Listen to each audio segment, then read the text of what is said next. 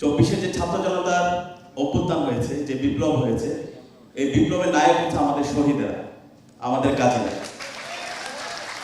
আমরা একজন কর্মী হিসাবে আমরা পাশে থাকার সুযোগ পেয়েছিলাম।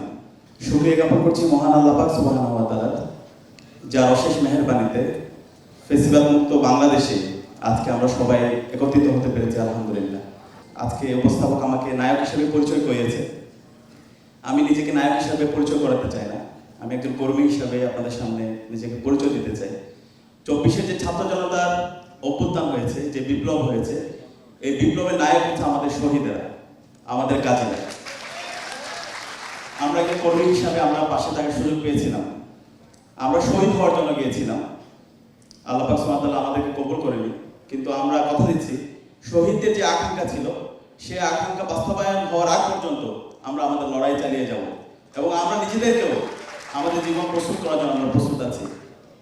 প্রিয় সংগ্রামী ছাত্র জনতা, এই আন্দোলনের শুরু থেকে 5 জুন থেকে 26 জুলাই পর্যন্ত পলিসি মেকিং এবং মাঠ পর্যায়ে সমন্বয়ের সাথে আমি জড়িত ছিলাম। আন্দোলনের শুরু থেকে আমাদের আজকে এখানে আমাদের নুরুল ইসলাম বুলবুল ভাই আছে, আমার প্রতিদিন ভাইয়ের সাথে কথা হতো। চাঁপাইনবাবগঞ্জের সন্তান আপনাদেরই ভাইয়ের যে অক্লান্ত পরিশ্রম, ভাই সার্বিকভাবে আমাদেরকে পরামর্শ দিয়েছেন এবং সাপোর্ট দিয়েছেন, আলহামদুলিল্লাহ।